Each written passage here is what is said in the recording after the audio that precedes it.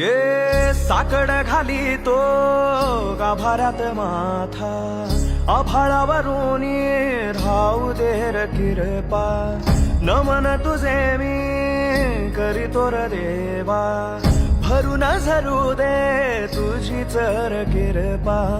हिमतीच बीज दे पोही तुझ्या दारची, उभं राहू वादळी ना भीती कुणाची.